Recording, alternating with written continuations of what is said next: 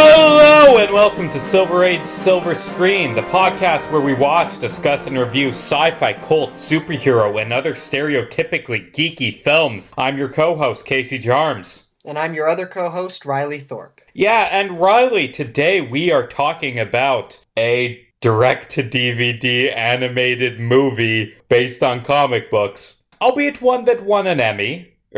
Actually, no, it was just nominated, but it was nominated for an Emmy.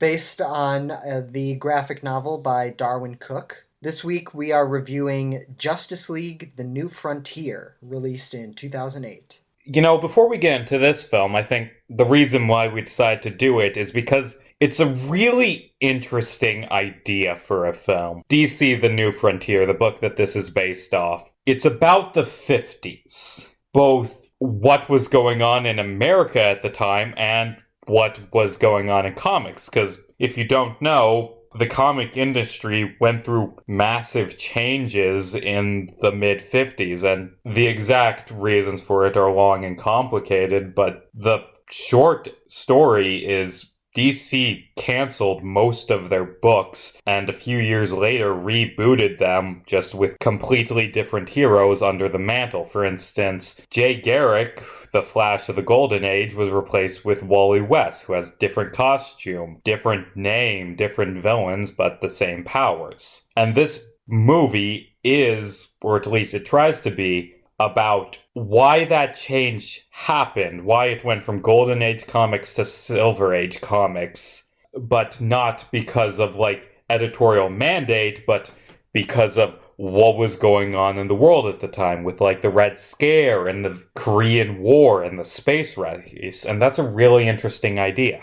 The story takes place during the mid to late 1950s in a post-Korean War America, where there's a lot of civil, social, and political change in the air. The story is about how the heroes of the DC universe were adjusted to that within the universe. Mm-hmm. Now, I have not read the graphic novel, which was released in 2004. To be honest with you, I haven't done any research about it. I'm looking at this film as objectively as possible. Not as a graphic novel, not as a book, just how it is as a film. So that's where my perspective is coming from. Another thing, right out the gate that I noticed, this film has a pretty interesting cast. I mean, Neil Patrick Harris from How I Met Your Mother fame and a bunch of other movies and shows. Yeah, he plays the Flash. David Boreanaz, who was Angel on Buffy and the spin-off, Angel, he plays Hal Jordan. Lucy Lawless, who was Xena, Warrior Princess, plays Wonder Woman. Yeah, Kyle MacLachlan plays Superman. Alan Ritchson, who most of you would probably recognize from the TV shows Titans, where he plays Hawk, or Blue Mountain State, or a show that I loved when it was airing was called Blood Drive. Shout out to any of you who remember that show or knew what the hell that show was. It was on the Sci-Fi Channel a couple years back. Also in the cast is Joe Mantegna from Criminal Minds and Keith David. So it has a pretty decent cast. And Alan Ritchson voiced Aquaman. Well, he had a line. Yeah, we'll get into that.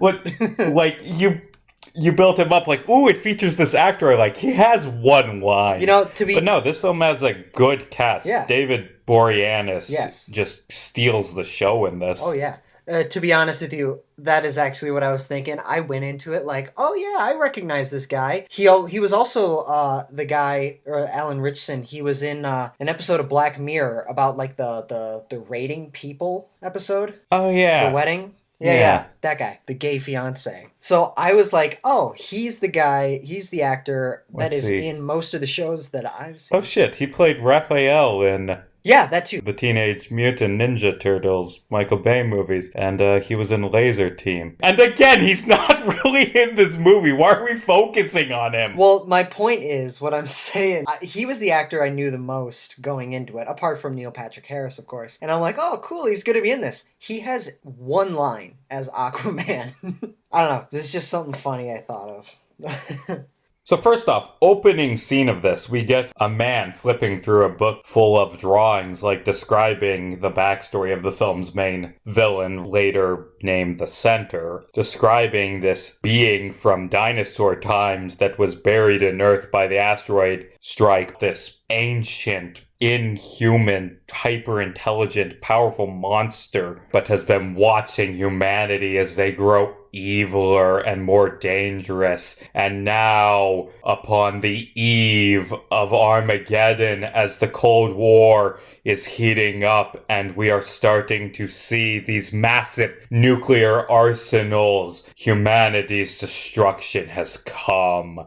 And then the guy reading the book kills himself because this is a film that aired on Cartoon Network. I don't know why that's so funny to me, that this film premiered on Cartoon Network and it opens with a man committing suicide. Yeah, overall, there's a lot more mature themes and events that happen in this film. Like, there's a part later on where Martian Manhunter rips a pterodactyl in half, and there is blood. At one point, a little bit earlier on in the film, you see what is essentially sex trafficking, or sexual slavery. And I'm like, God damn, this is for kids? After that starts a title sequence that's very much so reminiscent of 50s and 60s era television and movies and stuff like that. And it's a pretty good title sequence because it shows a lot of elements of the backstory that this film couldn't really go into. Like, it shows how Barry Allen got his powers, and also it shows, in a very Watchmen-esque thing, the Golden Age heroes being forced into hiding. Honestly, this story has a lot of Watchmen vibes to it. Right. I mean, obviously, this was written after Watchmen came out, but yes, both cover similar themes, you know? Like, it's all about the mid-20th century, discusses a lot of, like, the ethics of superheroes and how they're used in their relationship to the government. There is a lot of parallels, and I think that from there, getting into it, we pick up with Hal Jordan, who's a pilot in the Korean War, and radio announcer Lois Lane radios to all the American troops that Korea and America have reached an agreement and are now declaring a ceasefire. Yay! MASH is over now. So Hal and his friend are flying their planes when they're attacked by enemy planes. And in order to save his friend's life, Hal takes out the other planes not by shooting at them, but by juking them out to make them fly into each other. And in doing so, he gets shot down and crashes his plane on the ground. He safely lands in an enemy trench where he is forced to shoot and kill an enemy soldier at point-blank range. Because this movie has a very R-rated first 5 minutes. It cuts to the Gotham City Observatory, where a scientist is lying on the ground, presumably dying, with a weird, bizarre alien creature standing above him. For those of you who understand this, that is the origin story of pre-New 52 founding Justice League member Martian Manhunter. Yeah, he was accidentally teleported to Earth by a human scientist, and then he just decided to become a 1950s detective. Yeah, because that's what you do. Because, I mean, what else are you gonna do when you get teleported to Earth and you're an alien shapeshifter and the guy who teleported you there just died of a heart attack? We've all been there. We've all been there.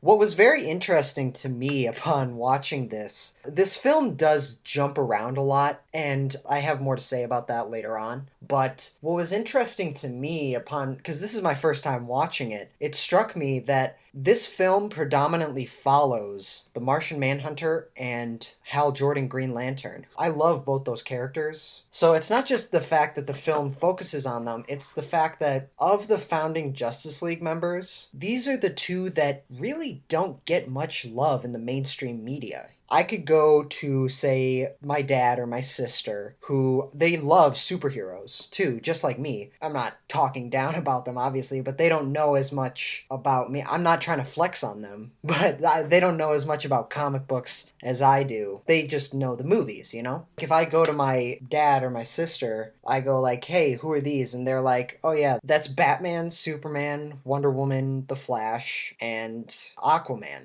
I would venture a guess as to say they could not name Green Lantern or Martian Manhunter off the top of their I heads. mean, Green Lantern, maybe. He had the, movie with Ryan Reynolds. Yeah, And all damn jokes on to Big Bang Theory. the way I see it, there's not as much love or appreciation or even recognition of these two characters. So it was a really nice breath of fresh air to see a Justice League film that didn't predominantly focus on Batman, Superman, and Wonder Woman. That is both a strength of this film and a flaw, and we'll get into it as it goes on, but this film's first half, like you said, jumps around a lot. I will say, I appreciate what this film is doing, tying together the stories of a bunch of different heroes until it culminates in something good. I will say, it does take some time to get its wheels spinning, just because it's cutting between so many different characters. It kind of gets a bit dull in the first half. Yeah, I completely agree. Like I said, it does jump around a lot, and I do think that is a weakness of the film. It doesn't really sit at one point, because just the pacing of this film is really off. The film begins in 1953 and it ends in 1960, so 7 years have passed in total. I never would have guessed that. Shit, does it? Yeah.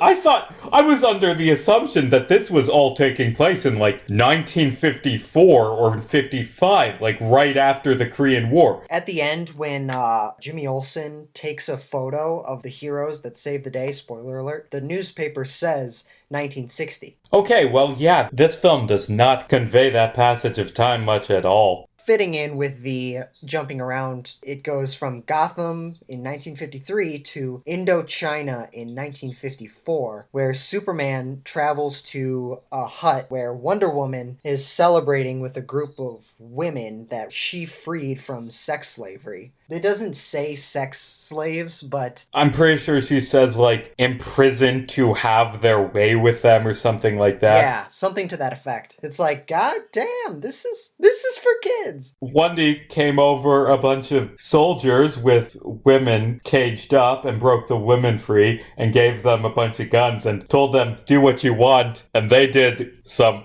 kind of justified murder. And Superman kind of scolds her on that and brings up the fact that, hey, we can't do this. We have to play nice and go by the rules or the US government will shut us down. And he reveals that at this point, the only superheroes left are him and Wonder Woman, plus Batman, who's working as a vigilante. And after that conversation, Wonder Woman just goes back to Themyscira. The age of superheroes is mostly over. It's interesting because you can definitely see both of their points of view.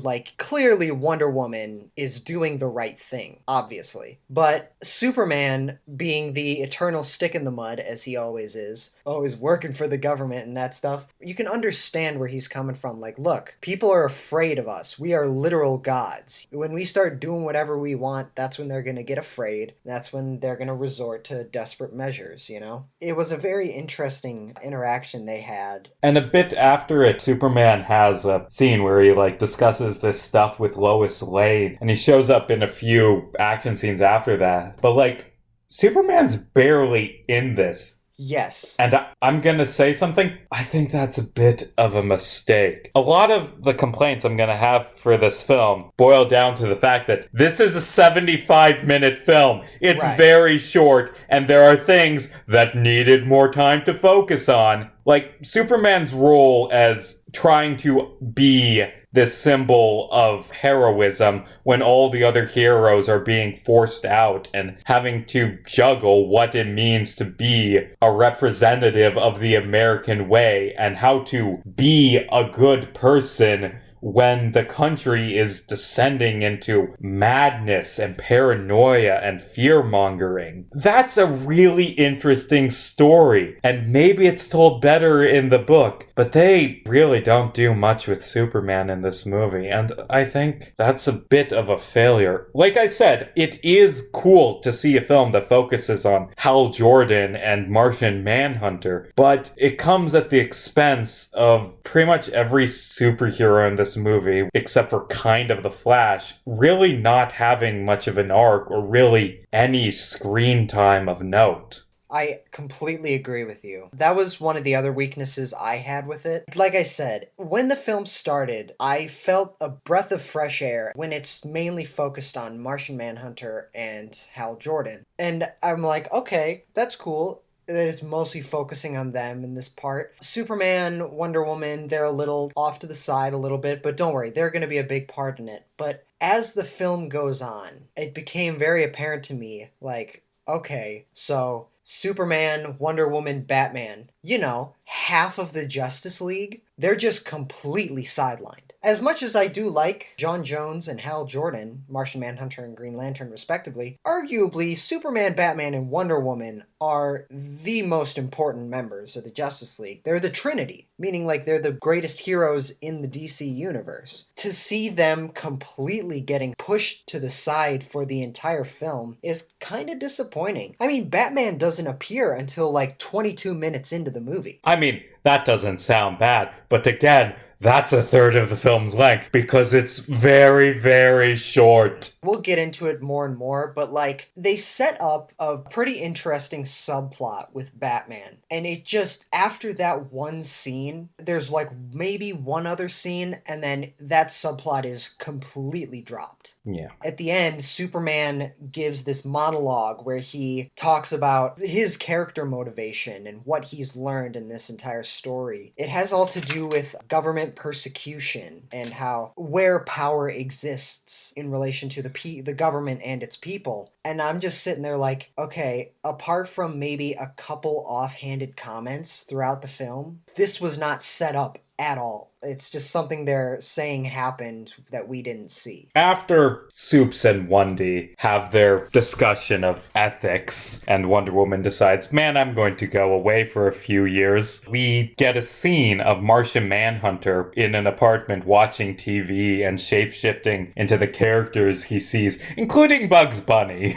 Side note, that sets up a really interesting universe. What if Martian Manhunter, instead of being a 1950s detective, decided to just be Bugs Bunny? I feel like that would be terrifying to criminals. And I love the fact that in all these animated DC movies, they always try to put in Bugs Bunny somehow. Yeah, and I mean, they kind of do the inverse. Like, I remember, what was it? I think it was called the Looney Tunes show. It had an episode where Bugs just reveals that he's Batman. Yeah. And DC did like a couple issues, and we're way off track at this point. Absolutely. Where they were crossovers between Looney Tunes and the Justice League. Like, there was one that I read that was really, really good. It was Elmer Fudd teams up with Batman, and it was dark and realistic and insanely well written. I need to check that out. Yeah, but anyway, we get some good character building for Martian Manhunter as he tries to learn about human society. Mm-hmm. And then, cut to the Flash, saving his girlfriend in Las Vegas and taking out Captain Cold. And it's actually a pretty cool scene. Captain Cold puts a bunch of bombs around the city and says, Flash, if you don't get all 6 bombs, Las Vegas will be destroyed. And now I'm gonna run away. And Flash gets all 5 bombs, but realizes, wait, where's the 6th? Oh, there isn't a 6th. He made that up to distract me. And then he rewires Captain Cold's freeze ray so it blows up on him. Yeah. And, it's pretty cool. It is tonally completely different from every other scene in the movie. Right. But it's a pretty cool scene in isolation. The Flash in general, he's a more lighthearted, comedic presence in the Justice League. His scenes are going to be a bit more humorous. And it was also in that scene that Captain Cold gives some ominous warnings to the Flash while being psychically possessed by the film's villain, which is a really creepy scene. Hal and his friend Ace, they drive to a restaurant in Nevada where he has a dinner with Carol Ferris, who is his girlfriend in the comics. She's like the daughter of this CEO who's about to take over her dad's company, I think, or government, whatever. I'm saying I don't know a lot. I watched this movie on Saturday. We're recording this, Tuesday? So it's been a few days. Forgive me. To be fair, I'm also a bit hazy on plot details because For reasons that are no one in this recording's fault, especially not mine, this recording may have been delayed from when we normally record things, so things are a bit fuzzy.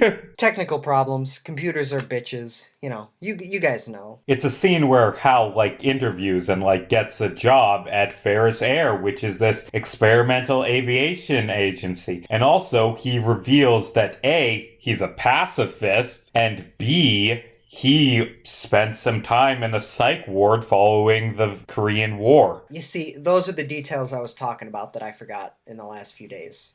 Those are very important parts of this film. Hey, I can edit out when you get details wrong. Please do. I mean, I do that for myself. Yeah. That's what editing's for. Making ourselves look good. Yeah. After that, Martian Manhunter, now working as a police detective, stumbles onto this child kidnapping by this weird doomsday cult, worshipping this powerful being that possessed Captain Cold back in Las Vegas and was in the beginning of the film. And while he's there, rescuing this kid from a bunch of cultists trying to sacrifice him, Batman bursts in, and it is Golden Age Batman with the pointy ears and the purple gloves. Damn right. He is here to kick all their asses. Together, they beat up the cultists and exchange notes on the case. Right. Later, Batman breaks into Martian Manhunter's apartment and basically tells him that he doesn't need his help on the case because Batman is the world's greatest detective. Also, he says the best line. Oh my god. I have an $80,000 sliver of kryptonite to kill the one in Metropolis. All I need to take you out is a 10-cent box of matches. Yeah. When I was watching this movie and he said that line, I out loud said, God damn, Batman. Holy shit. Because, for those of you who aren't aware, Martian Manhunter's weakness is fire. Because he's from the planet Mars, obviously, and he watched it's left unclear, as far as I know, it's left unclear whether that weakness is entirely physical or it's just psychological. The reason why his weakness is fire is because he watched his wife, his children, everyone in his town, everyone he's ever known and loved, burn alive. It's never, as far as I know, never explicitly stated whether or not it's a physical weakness or just a psychological one because of the trauma he experienced because of fire. But it's when he's saving the kid from the cult, a fire ignites, and he stands in front of it in horror. That's when Batman learns that this man's weakness is fire. Yeah. And when he's in Martian Manhunter's apartment, he tells him, he's like, look, I know you're not human. I don't know what you are, but I know you're not human. And I know your weakness is fire. All I need is a penny for a book of matches. Damn! And that never comes up again. No, never. It's just dropped. And the whole cult thing, that was the subplot I was talking about. It's established Batman is tracking down this cult who are worshiping the villain of the movie, the Center. And I will talk about the Center a little bit later. But he is tracking this cult down, and he's even mentions how he's investigating it in other countries. How he said, he's like, at first I thought this was the Russians, but the commies are having trouble with it too. In those scenes, it establishes Batman's dealing with a cult following the villain, which is an interesting subplot, but it doesn't go anywhere after that. It's just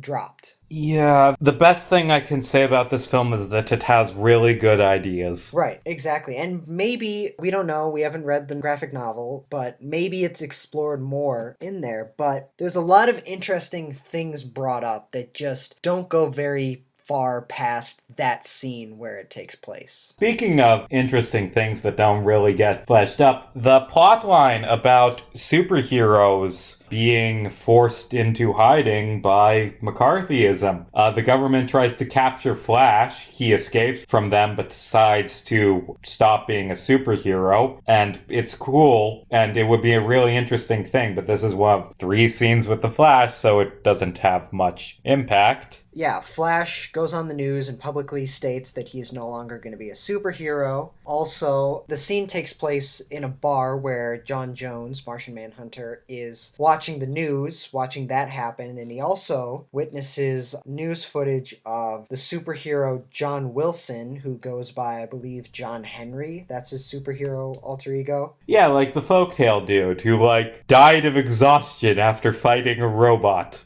That's how that story goes. John Wilson in this story was an African American superhero who was a one-man army against the KKK, and he was killed in battle. And I was actually surprised to find out that they haven't done anything with this character beyond this one story. Yeah, from a little bit of research, apparently it goes much more in depth on this character, a black superhero fighting against the KKK and eventually getting murdered because of it, and no one really cares, and that really drives Martian Manhunter to apathy. But that plotline isn't really fully explored at all in this film. Not at all. Aside from the scene where it's mentioned that he was killed. That would be a character I'd like to see come back. I think that'd be an interesting story. You know, the thing about this film is it was just so long already that they couldn't fit in that subplot.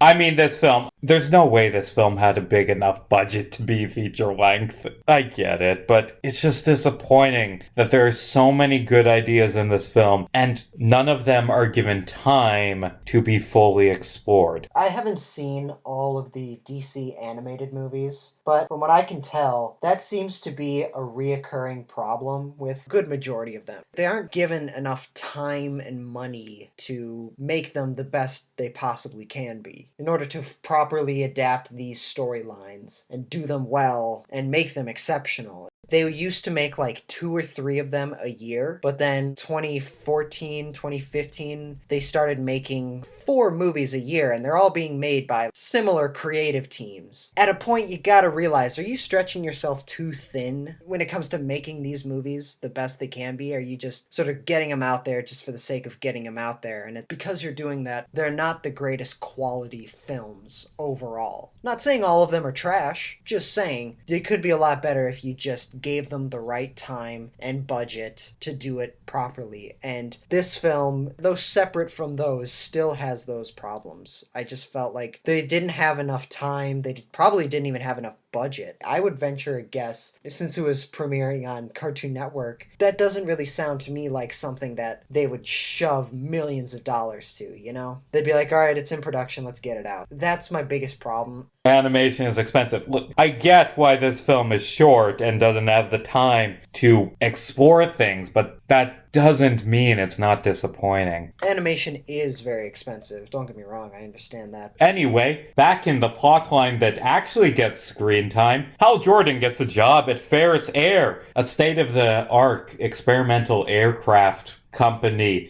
and learns that they're planning a mission to Mars, and he begins his training. Also, he meets Rick Flag. You know that guy. He's in the Suicide Squad movies. He's a dick in this one too. But also, he meets King Faraday, a secret agent who has the coolest name ever. And also, he has this black and white Yoshikage Kira-ass hair. There's a scene where Martian Manhunter, in his cop life, ends up running into a man from Ferris Air who ended up going insane and is rambling about the center and the mission to Mars. And Martian Manhunter decides, ooh, mission to Mars? I like Mars. I'm gonna sneak aboard the spacecraft because I don't want to be on Earth anymore because the KKK murdered someone and no one cares.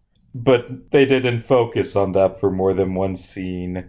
No, he just went to the Batcave, gave Batman all the information that he had on all the information he had, and told him he was disappointed in humanity. And Batman said, okay, yeah, fine. Although that is an interesting Batman scene. It's one of the only Batman scenes in the movie. Earlier in the scene where Batman saved a child from being burned to death by a cult, the child was scared of Batman because of his Golden Age experience with the purple gloves that only actually appeared in one issue of the comic, but it's still what everyone thinks Golden Age Batman looked like. But anyway, because of that, Batman gets a Robin and changes his costume to be less scary. Yeah. He becomes Silver Age Batman, even though his costume is still equally scary. I mean, that's the thing about Batman, is he's supposed to look scary to intimidate criminals. But not to intimidate children. And that is why he gets a Robin. I mean, that's the interesting thing about the Joker and the Batman. It's like, people hate bats,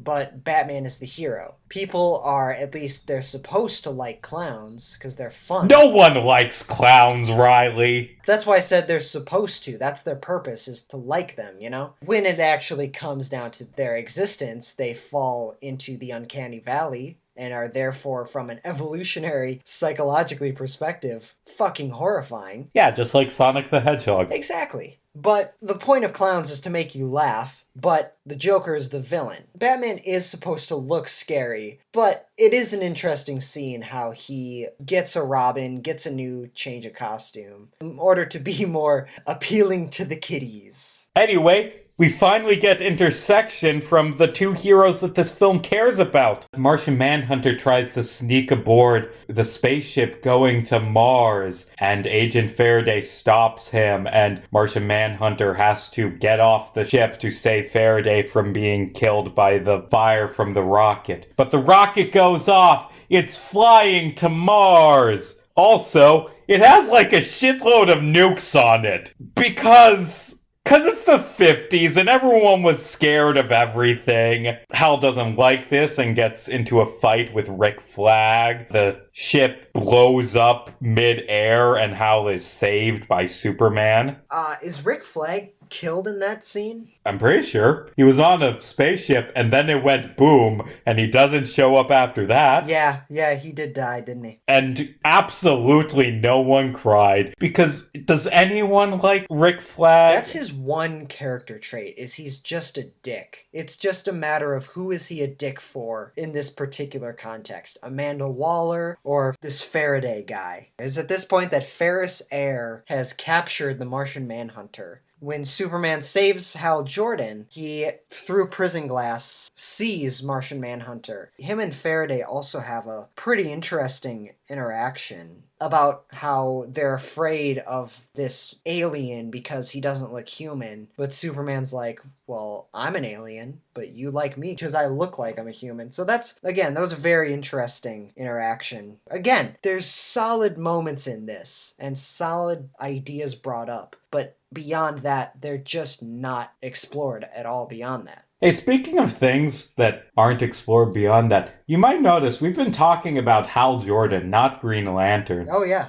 Because at this point, right before the film's climax, he still isn't Green Lantern, which is interesting. Right. But don't worry, right after the spaceship explosion, Abin Sur gives him the ring so he can be Green Lantern now. Okie doke. It was weird to me because it's like he was like attacked by a giant green light, and in the back of my head I'm like, okay, this is the scene. But it's kind of weird because it kind of makes you think like, ooh, he's under attack, but by who? But no, it's a green light picks up the couch he's sitting on and like moves him to where Abin Sur, the Green Lantern who had the ring before him, who is like allegedly the greatest Green Lantern to have ever existed, and now Hal Jordan has to live up to that legacy because reasons. So he gets the Green Lantern ring and gets the lowdown. And despite the fact that he has the Green Lantern ring, he still doesn't use it. He doesn't actually become Green Lantern and start using the ring until 64 minutes into this 75-minute movie. Honestly, I'm surprised it's so early. I was thinking you'd say like 70. 75 including the credits. Okay, fair enough. But anyway, remember when Wonder Woman was in this movie? She's just been chilling on Themyscira. Oh shit! Giant floating Death Island with psychic powers and lasers that can create dinosaurs. It destroys Themyscira. And she makes it to the US and warns the heroes. right as the giant dinosaur island shows up to destroy everything. We have a climax. Our plot lines are kind of converging now. You covered a lot of time there, and I have a lot to say about that. Just breaking it down. We pick up with Wonder Woman on Themyscira. She's sparring with another soul warrior who's telling her that there's a lot of civil unrest in Themyscira. A lot of the women believe that she is not fit to be their ruler anymore. Again, it's like, oh, so there's political distrust of Wonder Woman on Themyscira. Okay, that's cool. Never brought up again. Never brought up before. That's the first and last time we hear about that. Then she's attacked by the Centaur. And can I just say, I hate the Centaur as a villain. Ooh. There is no character with him. It's just a giant floating island that shoots dinosaurs. Like, that's stupid. I do like, a few times throughout the film,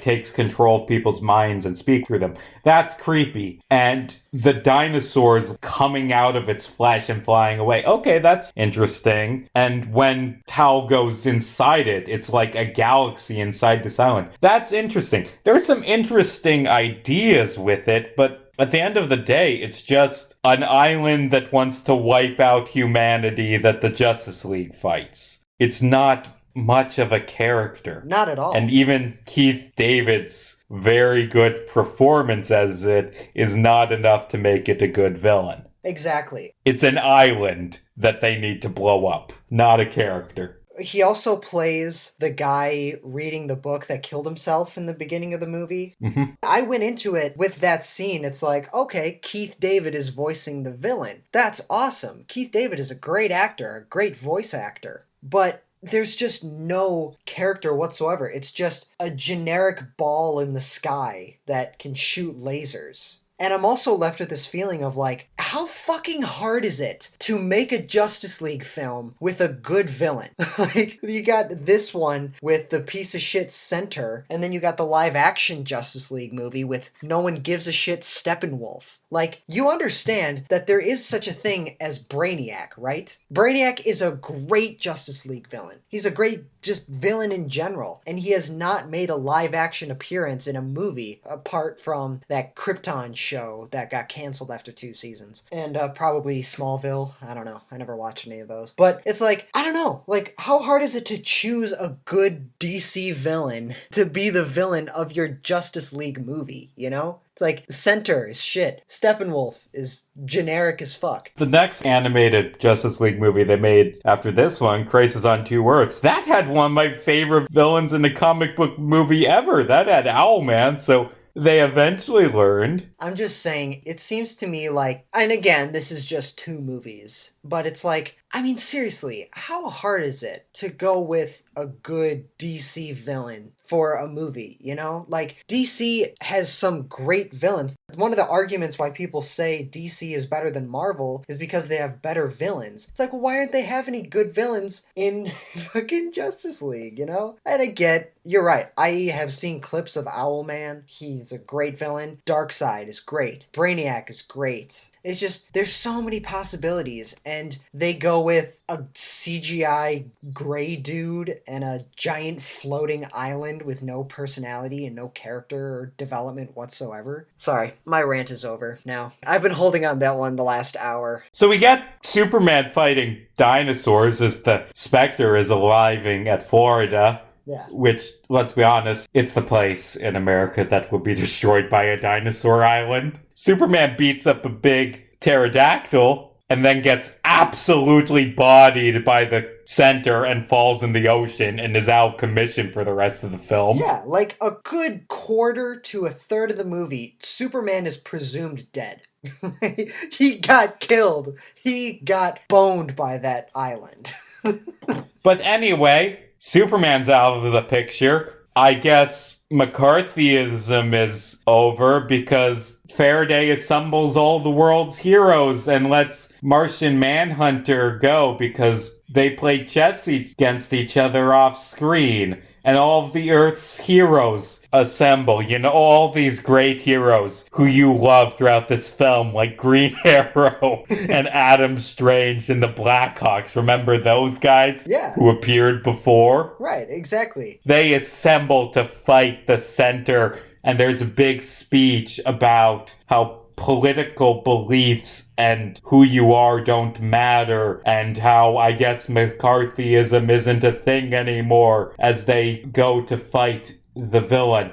And that was not earned or built up at all. No, not at all. The film puts up good ideas but doesn't execute them. The Red Scare, how it affects superheroes, that's good. But you didn't go into that except for the government wants to arrest Flash, and then it just is solved because Dinosaur Island. Like I said earlier, like Superman has a very interesting monologue that isn't earned at all. He's taking a moral stance against government persecution. Like he's basically saying what he's learned from his character arc thus far in the movie. But the problem is we haven't seen that because he's been pushed to the side like a bitch. So the plan to take out the the Center, different villain. Although Spectre is kind of related because it's a Hal Jordan-focused movie. The plan to take out the Center I actually think is really interesting. They're going to do a big air raid on the island to distract it, and then Flash is going to run onto it and destroy it. And how are they going to destroy it? Well, you see, Ray Palmer, the Atom, he exists in this movie. Never appeared before. I think he got a cameo in, like, a magazine that was shown. He wasn't in the film before this. He has a shrink ray that doesn't work and makes things explode. And Flash is going to run onto the Center and use the shrink ray to blow it up. The Atom hasn't figured out how to make his shrinking tech stable yet. And that would be a great twist if you set up early on that,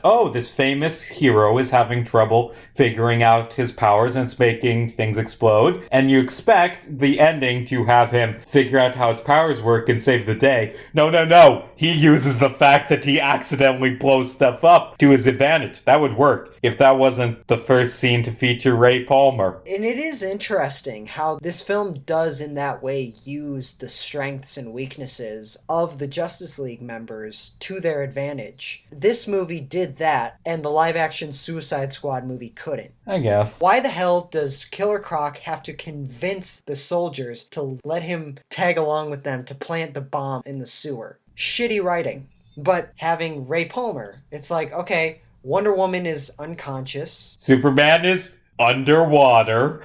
Who else we got here? Fucking Green Arrow? How about you say a line or two? No? Okay. No, you're mute? Okay. Yeah, but it's like the Atom's technology isn't stable yet, but they use it to their advantage, and they let the Flash be the one to use it to destroy it. And again, it is an interesting plan, but like you said, not built up at all. So the climax of this film, it gives us 3 cool moments for the 3 heroes who have really had any screen time. First off, Martian Manhunter's friend, I guess, King Faraday, sacrifices himself by jumping into the mouth of a T-Rex and blowing it up with a ton of grenades, and then Martian Manhunter freaks out and just smashes a bunch of dinosaurs. That's pretty cool. Martian Manhunter, before that scene, he kind of took a page from what Batman was doing at this time, and he gave himself a more family-friendly look, because he's a shapeshifter. Yeah, and can I say something? What was that? I hate how Martian Manhunter looks in this movie. Like, he's normally given red eyes, and he has realistic human eyes. I mean, they're kind of yellow, but he has normal eyes in this movie, and it just feels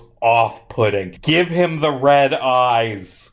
Also, Green Lantern and his other pilot friend, they fly into the island, and it's really trippy in there, and blood goo starts consuming their planes, and then Hal Jordan finally whips out the Green Lantern ring, and he becomes Green Lantern and flies out surrounded by a force field, which is a pretty cool scene. Yeah. Credit where credit is due. That is cool. And finally accepting his powers and using them to save his friend. Except this is the first time he's interacted with the powers. Like, if there was a struggle with him not wanting to use the ring, that would have been cool, but no. Before the climax, he was talking with Carol, and basically his character arc and his whole motivation is, like we mentioned earlier, Hal mentioned that he's a pacifist. So, presumably, the act of slitting that guy's throat in the trench probably fucked him up, and that's what sent him to the psych ward for a little bit. She mentioned how he didn't fire on the enemy pilots,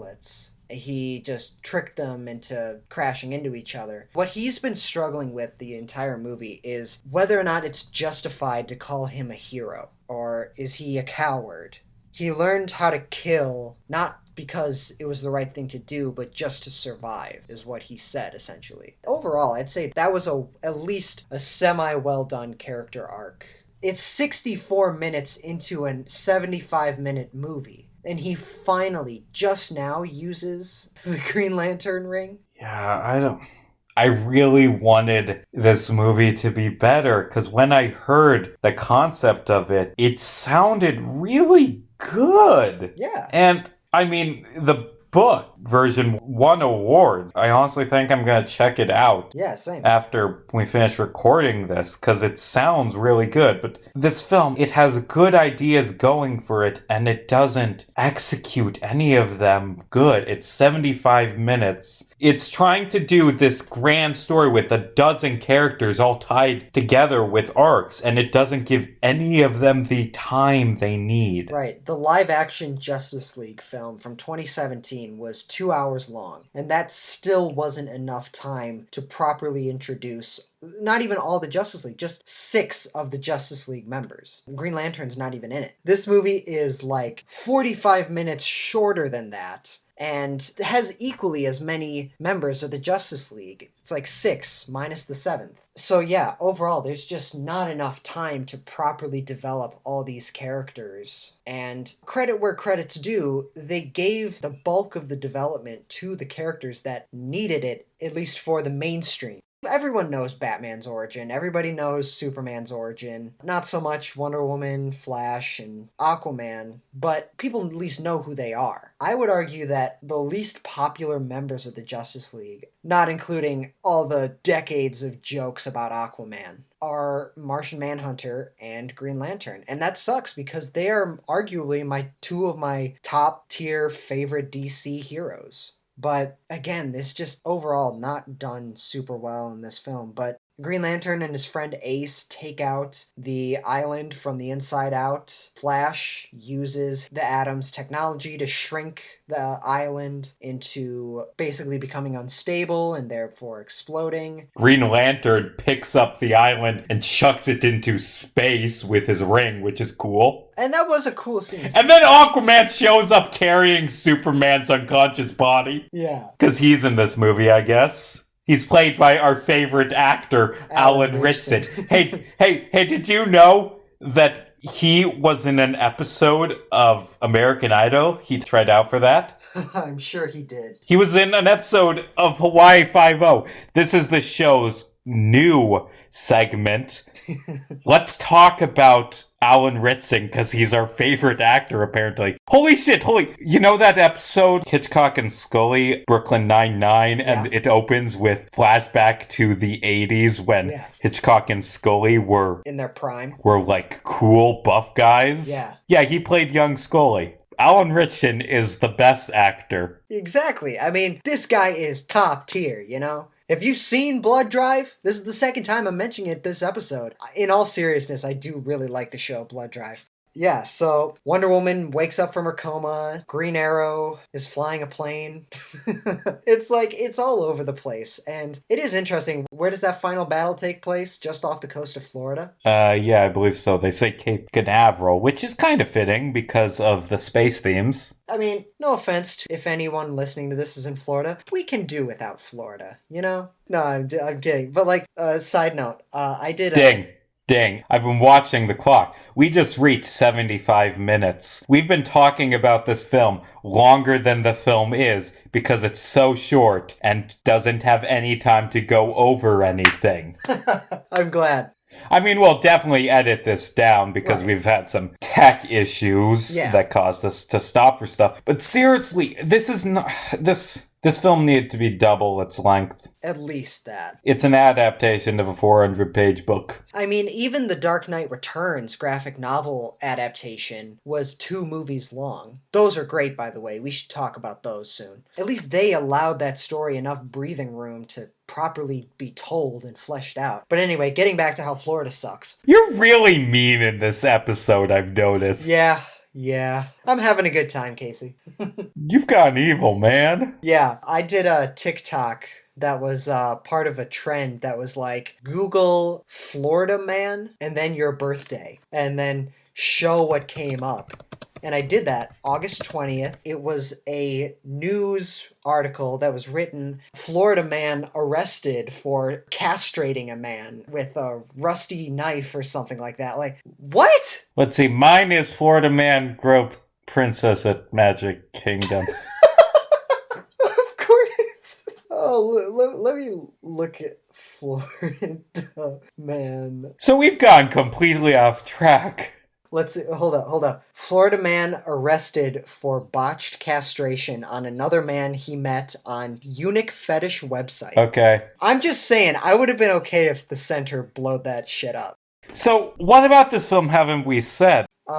Martian Manhunter and Wonder Woman were fighting a bunch of dinosaurs. Flash destroyed the island. Green Lantern, in an interesting scene, he used his newfound power to fully engulf the island and take it up to space while the island was talking with him psychically, saying like, you don't have the will to do this, you're a coward. And again, that fits very well with the theme of the film that's been established, but also the theme of Green Lantern, because his power is derived from his will. And the idea that this man is struggling with cowardice and fear and his identity, that is a really interesting arc for this. It's maybe not the best well fleshed out in this film, but again, it's very interesting. And through the sheer power of will, is able to lift the island and take it to space where it explodes. And they save the day, all the dinosaurs died. Like you said, Aquaman shows up to give one line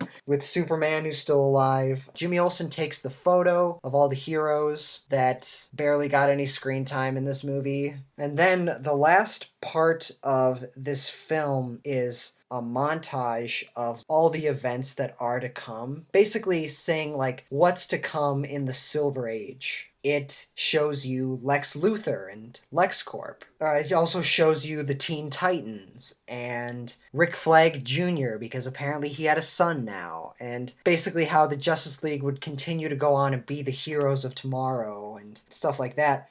Interestingly, though, in that montage, there was a shot of a little boy wearing like a football jersey, reading a book about John Wilson, the African-American hero that fought the KKK and died earlier in the film, but no one cared. The kid is African-American. What's interesting, I actually looked into that because I noticed something. His jersey says Irons on it. That character is a young Steel. Wow, that would have really had an impact if his father was, an actual character and not just described briefly in a news story. I mean, I don't know if it was his father. It could have been. I don't know. But his name is John Henry Irons. And he was an African-American kid being inspired by an African-American superhero. And that kid will eventually go on to become Steel, one of the Supermen in the Reign of the Supermen era. He would eventually go on to become a superhero. That was interesting. I mean, the idea that we kind of talked about this in our Captain America 1990 review, like the idea of people being inspired by heroes. And it's interesting, but again, all of that I just talked about, that's not explicitly shown in the movie. It's just a kid wearing a football jersey, and I'm gathering all this meaning from it. And again, they're trusting the audience to gather all this information, and that's what a good film does. It's not trying to hold your hand and show you, this is exactly what's happening, word for word, here's all this exposition. But you gotta still give us something that sticks. Don't show us a subplot in a movie and then abandon it the next scene, and it never shows up ever again. I don't know, I thought that montage was a little interesting, as interesting as this story could have been. And over it, we get the famous speech from JFK where the film gets its title from. I don't have anything else to say about this film. We've harped on it. There's great ideas. None of them are executed good. Like we've been constantly talking about throughout this film, it's only 75 minutes. It has so many characters that it has to set up, and 75 minutes just is not enough time, even for an animated film. It's rushed, it jumps around a lot. It was nice at first for the film to mainly focus on Green Lantern and Martian Manhunter, but as the film went on, it's like, okay, they're completely sidelining Batman, Superman, and Wonder Woman. Even the Flash, he's supposed to be prominent in this one, but no, he isn't either. Really, this film isn't a Justice League movie. It really should be called Green Lantern and Martian Manhunter watches TV, and also the Flash is here for a scene or two. But, like, that's really what this movie should have been called. It's not really a Justice League movie, because Batman, barely in it. Wonder Woman, barely in it. Superman, barely in it. Aquaman has one single line. They didn't give it enough time to let the story breathe and evolve. Shitty villain. I really did not like it. Like, what's up with the cult that's all around the world? That was interesting. Never talked about ever again after they mentioned it. Why is it an island? Why are there dinosaurs being created on it? What's up with the children's book? How is any of this relevant? It's just mentioned and dropped immediately. And there is no character for the villain. There's no development. It's just a generic ball in the sky that can shoot a laser. And there's just nothing to it. Superman is dead for a quarter of it and absent for about the other half. Superman has a character arc that happens off screen. They try to play it off like it's this huge focal point of the movie, of the story, and maybe it is in the graphic novel, but the fact that he's fighting political corruption and government persecution, that's interesting. The idea that Superman, who's always depicted as being the guy who sides with the government,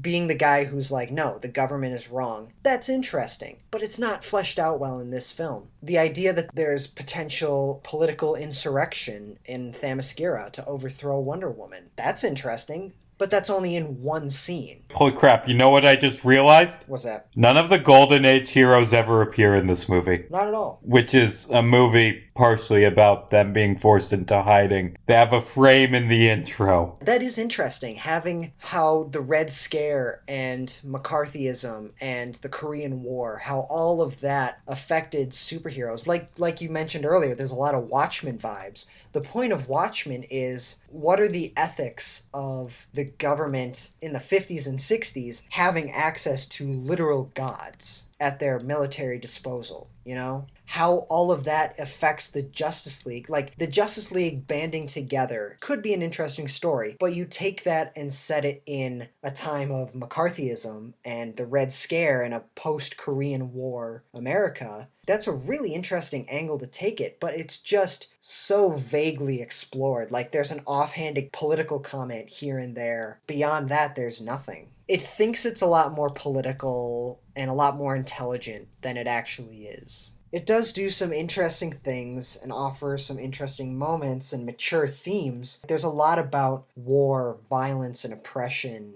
It's interesting, but overall it's just not very well executed in this movie. A lot of the themes just were not fleshed out. I will say this, I think it's better than Justice League War, if that's what you're gauging it by. I haven't seen Justice League War for a while, but I thought War was so generic and so sloppy. I mean, the difference between this one and Justice League War is that Justice League War aims like 2 feet off the ground and fails. This film aims for the stars, and it crashes down to the same place, but it aimed higher. Well, and that's my thing personally. I always prefer a big swing and a miss as opposed to something that's just kind of mediocre and trying to be mediocre, you know? Like something that tried to go big or go home and ended up going home, like failing miserably. Like, I prefer that over something that's just like, oh, you know, whatever, forgettable. Are you ready to give scores? Honestly,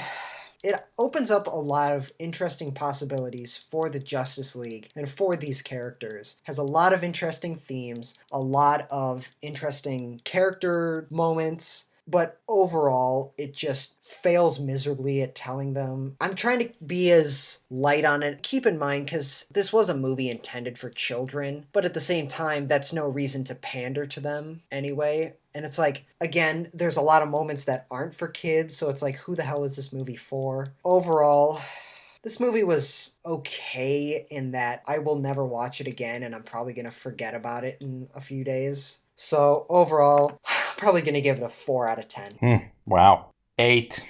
It has some good scenes. There are a lot of really good ideas in it. It's well acted. The animation is passable, but it doesn't hit the mark. It aims high and it does not reach it. And I think it should be worth reminding everybody that if this is your first episode, first of all, thank you for watching. I recommend you watch the rest of our other videos. They're really great. I think it's also worth noting that I'm a bit harsher rater than Casey is. I'm the generous one. I'm the guy that enjoys taking your heart and your soul and just crushing it and feeling it between my fingers as it dies. It's a really dark note to leave this kids movie. Yeah, It's okay, a really dark. Edgelord. It's a really dark thing to leave this movie review of a kid's animation, but Sure, you edgelord talking about comic books online. Yeah, you're gonna crush someone's heart. but hey, this movie started with a suicide, so I figured it was fitting to end it. You can all find me on YouTube at Riley Thorpe, where you can check out all of my short films and video essays. Please check it out and give me a subscribe, and don't forget to hit the like button. You can all find me on Instagram and TikTok at Riley James Thorpe. On TikTok, you can check out all of my comedy content, and on Instagram, you can check out all the updates on my projects that are in my world. You can find me on Twitter at Jarmes Casey,